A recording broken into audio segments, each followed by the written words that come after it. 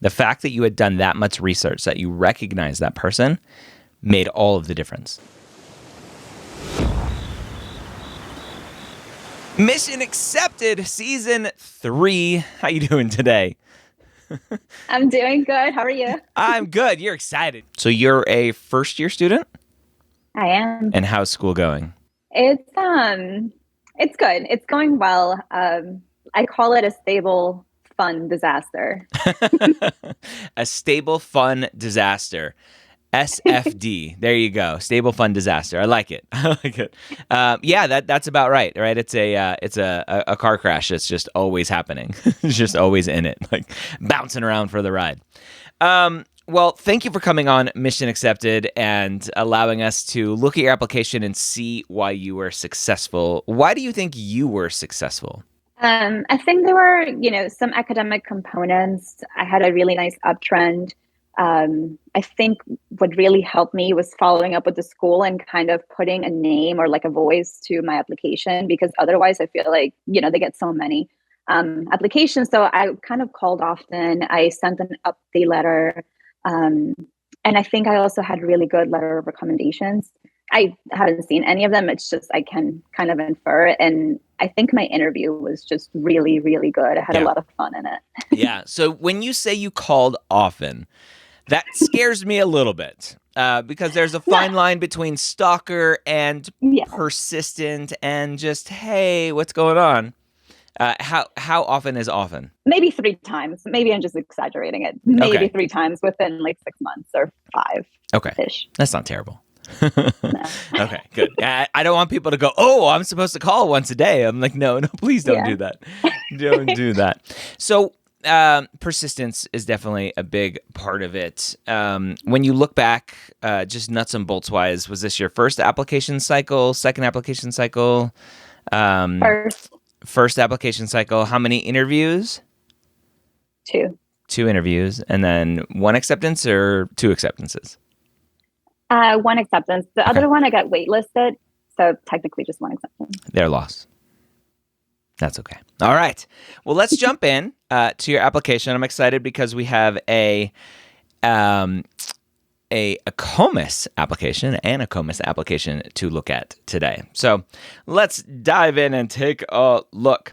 Unfortunately, they don't give us a submission date on here like the AMCAS application does. When did you submit your application?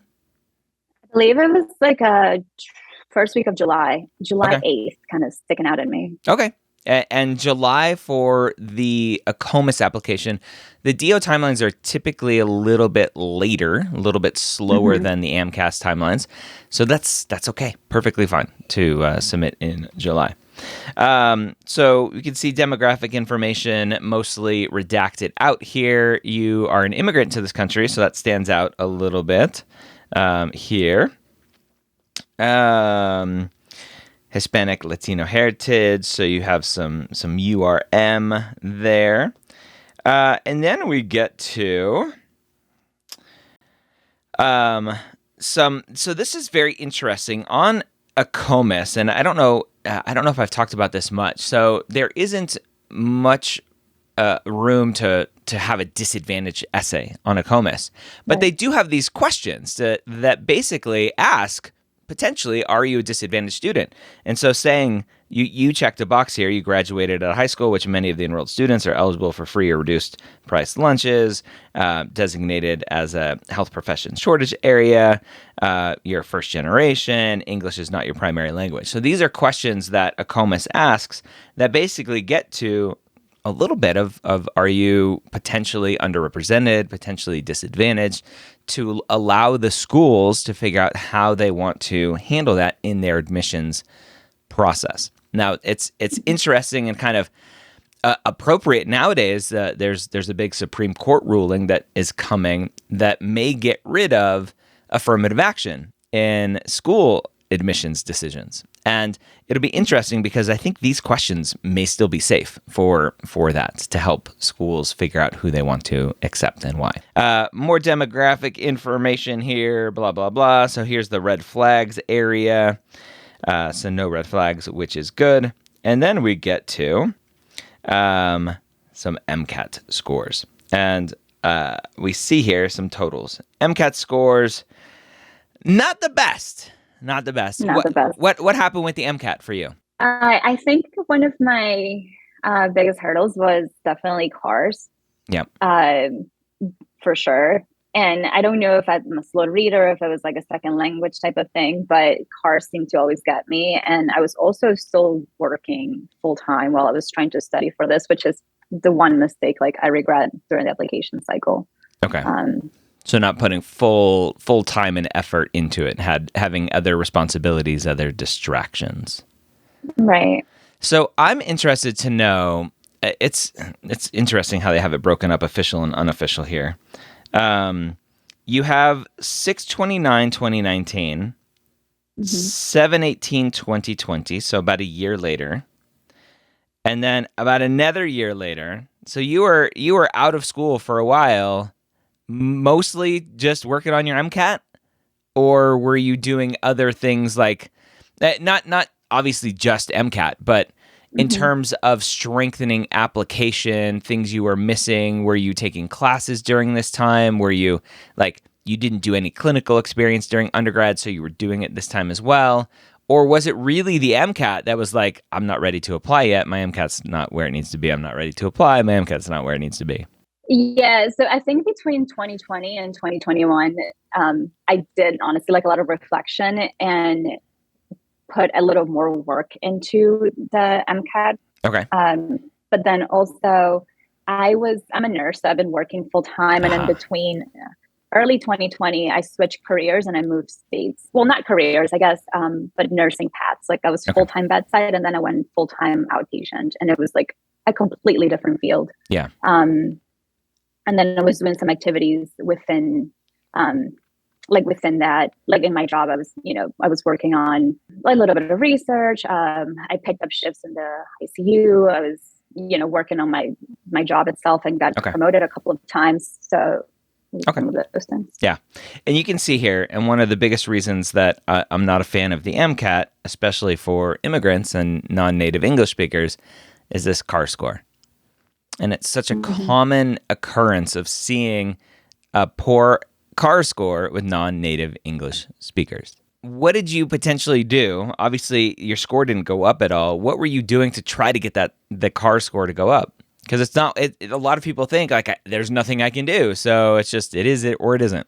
Yeah, I would listen to your podcast with Jack Weston. I would do a passage a day. It was really great, but then I would have like really long days at work, and then I just couldn't keep it up. But I would try as much as possible to keep that up, because that to me, doing a passage a day or a couple of passages a day was really helpful. Yeah. It was like a psychological thing for me, because I had this trend of not doing well in it, that I just psyched myself out, that thinking I wouldn't do well, and I think that reflected on my performance. Yeah, that makes complete sense. All right, so colleges you went to, and then we get into grades, and didn't start off too hot here. DNC, what happened there? I was fresh out of high school. I promise this trend is pretty. I started not doing super well in college. Okay. You'll see what I mean. All right. So we got a D, C, and F. You're collecting the alphabet. We got them all. We got an A, we got a B, we got a C, a D, and an F. Congratulations. You're supposed to yell bingo now. All right. And we got some more Fs and some more Cs and some more Ds and some more Fs. A lot of people at this point would have given up. Why didn't you? So for me, it wasn't, I didn't know what I wanted to do. I was just kind of going through the motions of getting my AA. Yep. The trend. So when I figured out what I wanted to go into, and I wanted to do something in healthcare, it starts out the fall of 2011 when I guess I had a passion. I was awakened, and that's when everything kind of did a 360. Yeah. And that's such a common story that I hear of, I was kind of directionless. Therefore, what's the point of doing well in classes? Because people with 2.0s graduate college. And so if that's all I need, then that's all I'm gonna get. You were a little bit low below that, but it's such a common story of like I just didn't know what I wanted. I didn't know what I could do as an immigrant to this country. There's a lot of doubt and not just unknown of what your path can be. Right. What do you think it was that switched for you besides like healthcare? What was that switch? So in the language, my seed Yeah. was when my grandmother developed dementia back like early 2000s, and then she, she lived that with that for a while, and then I think that was like what kind of interested me a little bit in medicine, because I would look up her stuff a lot, and like her condition and things like that. And then my mother was the one that was like, you should pursue some sort of like healthcare or something. And mothers are always right. So that's why I was kind of pushed towards like doing nursing. Not push, but like I guess that's when I thought, okay, maybe I should pursue this because I'm very interested in this. And that's kind of how everything started. Got it. Okay. And so you got to that path, and you turned it around as your grades show, which is awesome. Okay, so let's keep looking. We got our A's there. We got some more B's, which are fine. Some more B's as we keep going, and A's and A's and A's. So looking at this, my assumption is that your GPA, because those Fs are going to weigh heavily, that D is going to weigh heavily, your GPA is probably just barely breaking over 3, if at all, but your upward trend is going to look fantastic at probably 3.6, 3.7 over the course of lots of credits. Is that about right? Let's look. Yeah. And we get to the grades here. So we look at, and for people who haven't looked at a COMIS breakdown, this is very similar to CASPA because they use the same back-end service. We can see, so what we want to look at is baccalaureate is everything non-post-bac. So you were above a 3, pretty well over a 3, which is awesome, 318. Your post-bac work, you didn't do any. This means you didn't take any classes after you graduated. And so your cumulative undergrad is 3.0. So let's look at science. Again, baccalaureate science, 3.48, which is awesome. Cumulative undergrad is going to be the same because you didn't take any post-bac classes. So then one thing I love here is that they break down a trend for you, as we'll see right here. Freshman science, 271. 345, 332, and there's that 367 over 57 credits. So there's your upward trend. All right? Fantastic. So that is why you had proven academic capability. And that's why I love upward trends. Now, you're an Application Academy grad, if I remember correctly. Correct. Were you one at the very beginning of the class? We typically will look at trends and stuff. Were you one that was like, hey, look at my trend and tell me if I'm okay? Or no? Were you able to kind of infer from talking about other people's trends? I was kind of confident in my trend. And I also think it depends on the schools, because some schools would look at trends and some won't, right? Yep. Some won't if you're not over their minimum. Right. So I know there's one school specifically that's like, we have a 3.0 minimum period. I don't care about your trends. If you don't meet a 3.0, we're not going to look at you. So it just depends, unfortunately. Okay. So GPA wise, great. Now this is interesting that your non-science was lower. That's very interesting. Anyway, so let's keep looking here as we go on. We looked at your MCAT score. So MCAT score, probably your biggest hurdle from a school confidence level of, is this person able to do well at our school? Is this person going to pass the boards? Did that come up at all in your interviews? So my first one was open filed. It did not come up for that one. Okay. And the second one was closed filed, so did not come up at all. Okay. Interesting. So they didn't ask. So a lot of people stressing out and they didn't ask. All right. So we get through your MCAT score reports here and some more fun stuff, all the certificates. It's so interesting how ACOMAS has you upload these things. Yeah. All your continuing education and licensing. All right. And then we'll scroll down here to the start of your activities.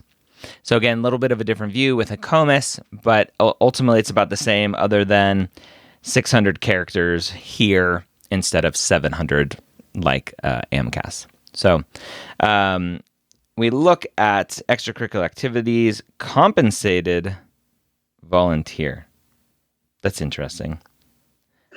Why is it listed as compensated volunteer? So I did it. When I was a nurse in the ICU, I did I took out like extra time out of my way to like create this little like presentation that we did for this rapid infuser machine. So I got like paid, not like my full hourly, but like it was like an education hourly that you got Okay. paid for doing things like that. Got But it. I volunteered to do it, but it was also compensated. So that was like the best way that I could have phrased it. Like, Okay. Interesting. All right. So one thing looking at this is it would have been interesting. So it's a lot of like, what did I do? Which is great because it's going to be an abstract kind of thing.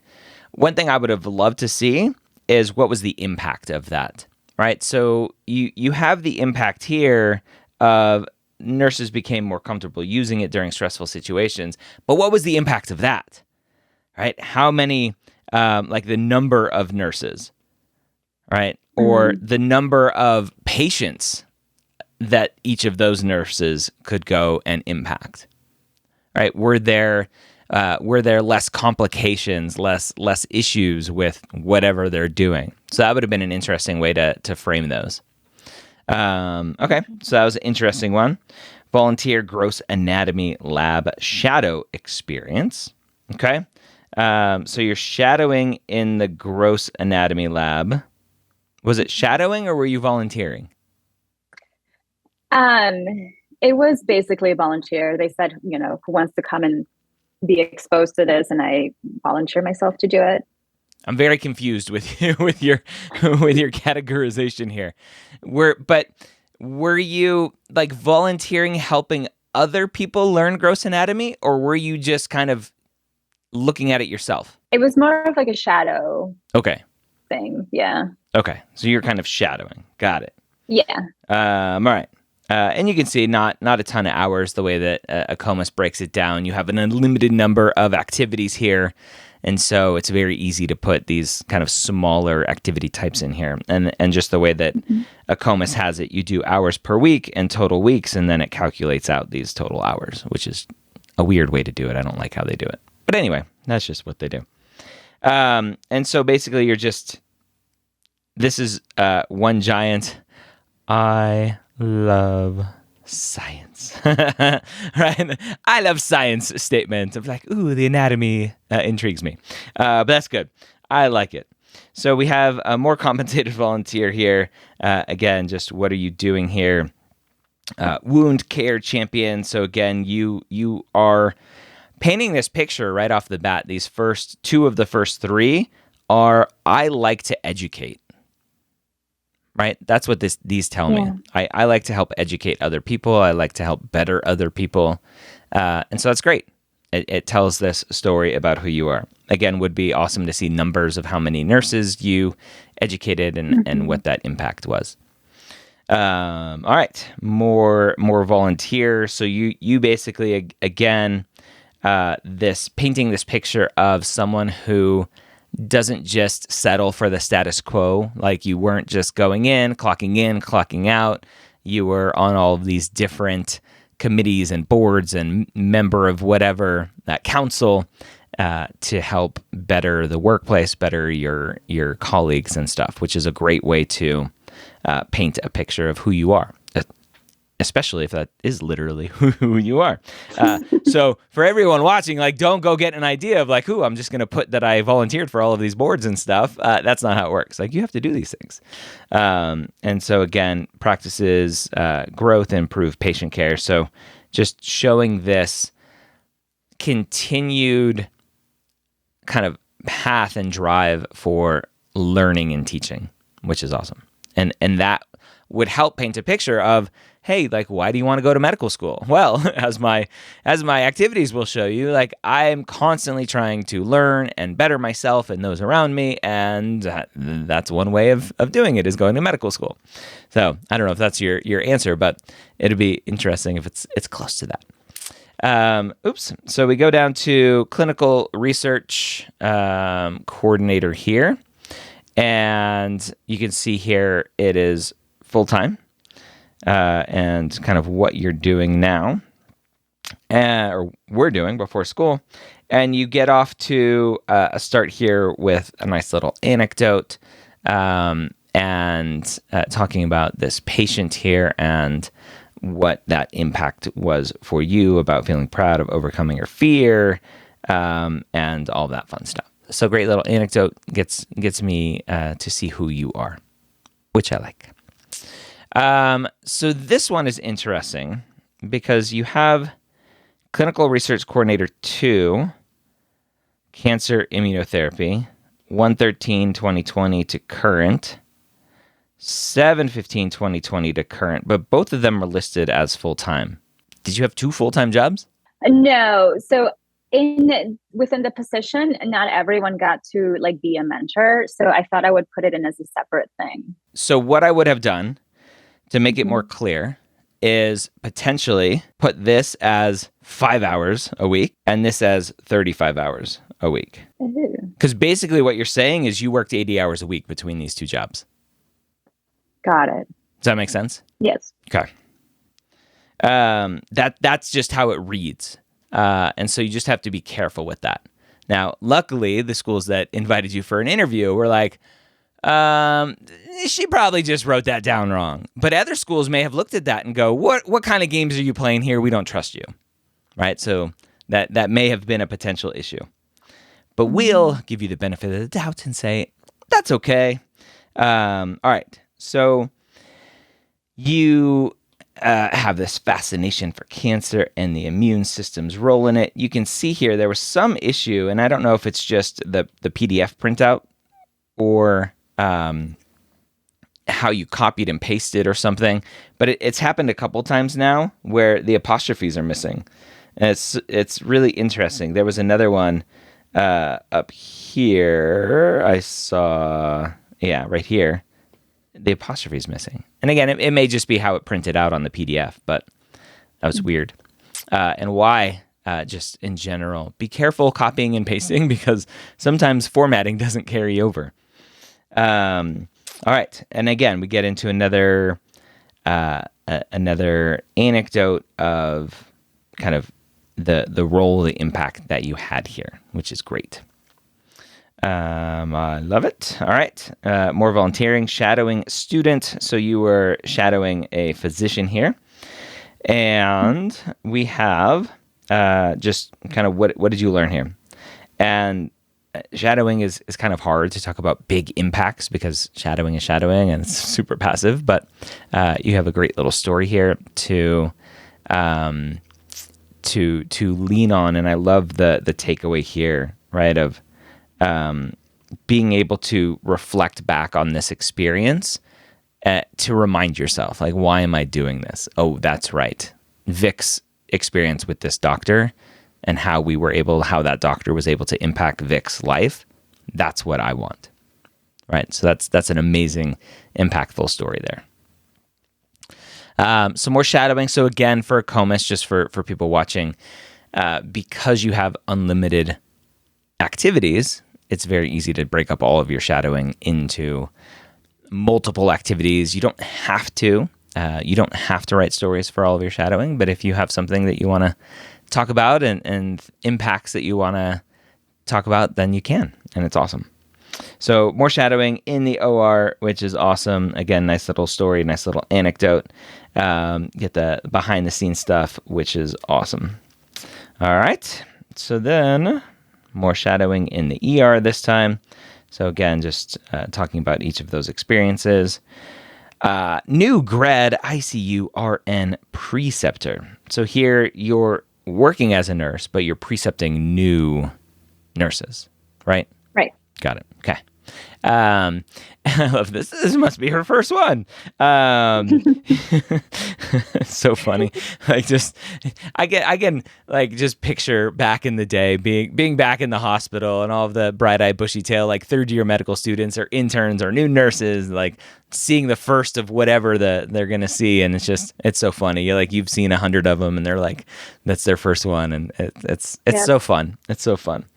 And again, this role, along with those earlier ones, continues to paint this picture of you as someone who loves learning, who loves teaching, who loves mentoring, who loves guiding and improving.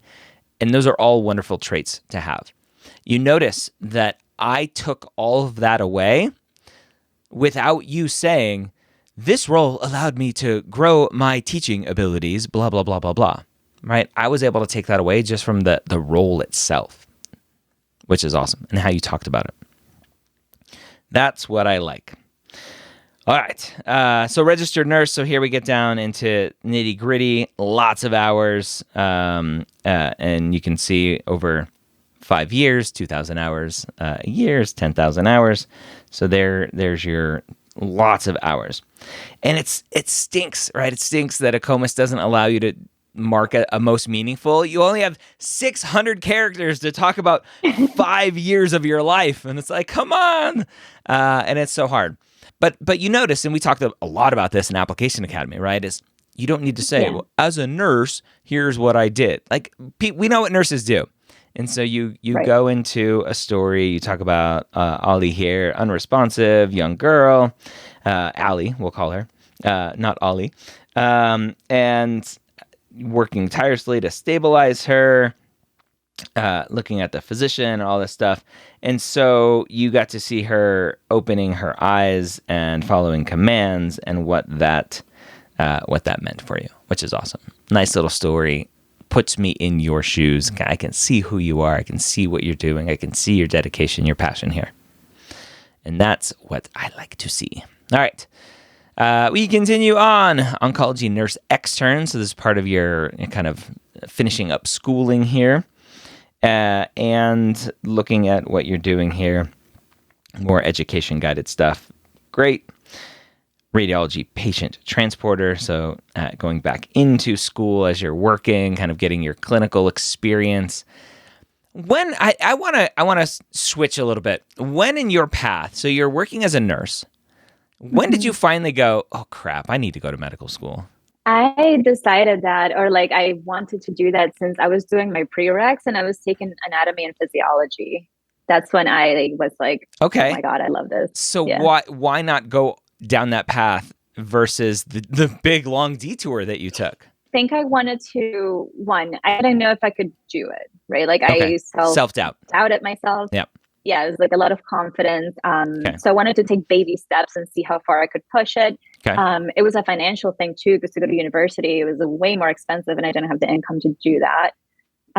Way more and I wanted expensive like for a what? better, to transfer to university to do like the upper level courses and stuff that I would need So you were for still at the pre-med. community college then? Yeah. Okay, got it. Okay. Mhm. And you had heard or thought that, oh, pre-meds don't go to community college. I don't even know if that's what it was. Because I took a couple of the prereqs like Gen Chem, and something else, a couple of prereqs for like med school I took at a community college. I just Okay. wanted to take like my upper level stuff at a university. Okay. So you had been sitting on this dream for a while. And Uh-huh. what was it, again, going back to, we saw here you worked as a nurse for 5 years, 5+ years. Yeah. What took you so long? Was it just like you were comfortable and making money and like it's like why put myself through that? It'll always be there if I want it. No, I was kind of always trying because I became a nurse in 2015, like February, and then I started at the university 2015 fall. I Okay. graduated I graduated 2018 like December from the university, and then I started studying for the MCAT, and then I took my first one 2019. But then that's what wasn't working for me, the MCAT. So I, Yeah. retook it, and then finally, decided to apply once I had like the highest score that I had gotten so far, which I know it wasn't wonderful, but Yeah. that's when I just finally applied. But Pull the I think trigger. yearly I Yeah. was always doing something. Okay. Awesome. Awesome. All right. So I'm gonna want to skip a few here. You have lots of other activities we can scroll by. Pressure ulcer prevention. I'm like, oh, ulcers. Oh. All right. So we get to personal statement. Obviously, again, Application Academy student, personal statement's a big part of what we cover week in, week out, especially at the beginning. And moving forward, I don't know if you've heard me talk about it. We're completely changing Application Academy, where there's like 10 sessions a week, and we're able to just help more people at different stages as well. So it's gonna be fun. What was the hardest part about the personal statement for you? The hardest part was that, so I did multiple drafts, and there Yep. was so much that I wanted to put in there because, again, like, 10 years worth of experience that I wanted to just like, I wanted to write this like beautiful love letter. And for me, it was kind of hard to pick like the most meaningful things that I Yeah. could encompass who I am Yeah. in, whatever characters I allowed. Yeah. Did the seed and watering event kind of format, did that fit with kind of your brain and telling your story? Did that work for you? Absolutely. Yeah. Okay. 100%. Yeah. Interesting. All right. So we start off right off the bat with a nice little hook, right? Blaring over the speaker system announcing code blue. So you're finalizing your report to the day shift nurse, and you're like, oh man, do I have to stay? And so you shrieking alarm bells. So you're painting this picture, right? Which is phenomenal. I love painting this picture. Everyone goes and rushes to the bedside, unconscious patient performing CPR, and then you recognize this person, and so you have this kind of empathy here, this compassion coming out of like, oh, I know this person, right? Which isn't to say that you don't have the same kind of with people you don't know, but it's different when you take care of someone and then all of a sudden they're crashing in front of you. And you talk about this companionship, call for this companionship. Again, painting this picture of you being an empathetic, compassionate kind of person.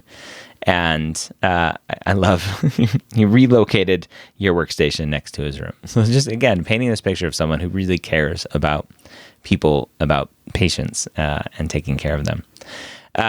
And you're a new nurse at this moment. You're doing good, kid. Love it.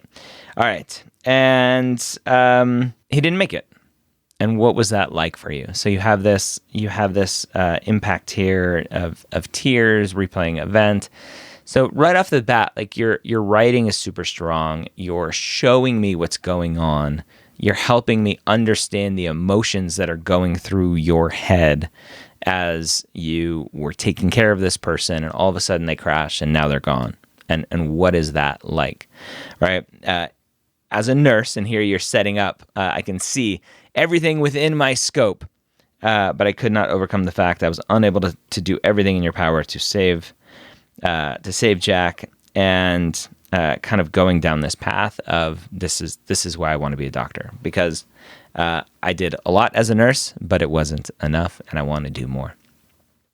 And then we go, okay, so that's your seed. No, it's not your seed, right? And this is a very common thing. You're a nurse. Your seed potentially was to go into nursing, whether it was or not. That's kind of the path.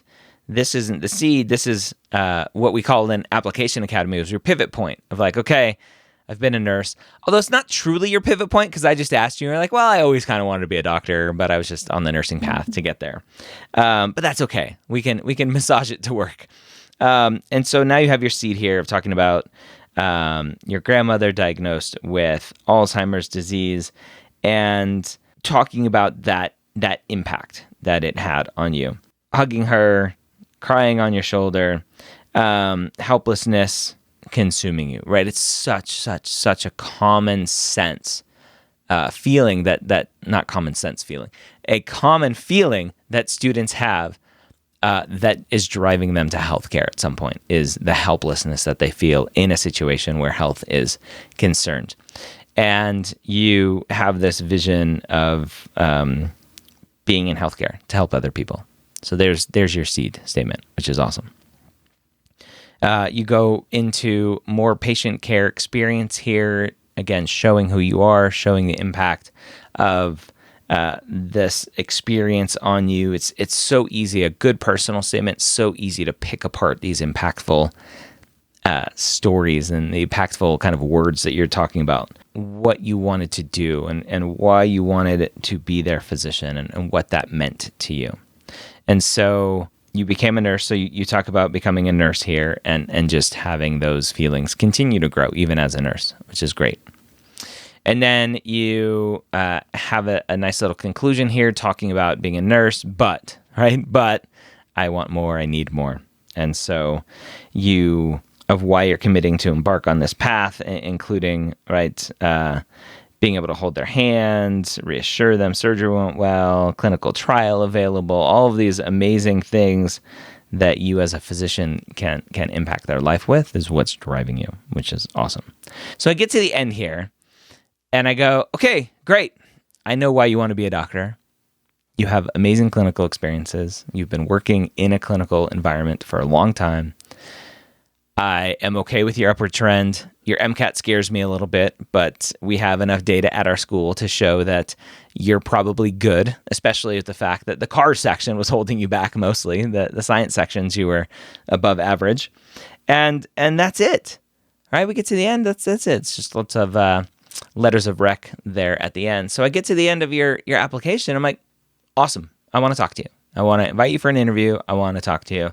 Talk about kind of the general sense of your interviews. Were they laid back? Were they stressful? What was that like for you?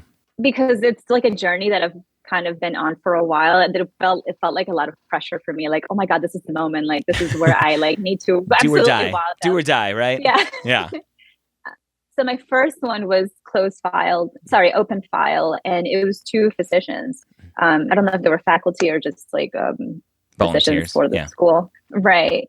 But it was very intimidating. Like, I felt like there wasn't a lot of engaging, and it felt more of like a kind of like and they were together. So it was like a panel, two people and then you, or was it separate, one and one? It was through Zoom. So they were both like in different areas, I think. I don't think but they were on at the same time. Oh yeah. Yeah. Mm-hmm. Got it. Okay. Yeah, they were on at the same time. It was hard to tell because I wasn't getting like good feedback on whether they were liking what I was saying or not, you know? So, because it was my first one too. I don't think I was super confident in it. Like, I know they had asked me to talk about my research, and that kind of shut what I had done down because I thought they wanted to hear about like bench research, and I had none of that experience. So again, first one, I think I was just super nervous and didn't like show my true self I wanted to. And that's the one you were waitlisted at? Yes. Okay.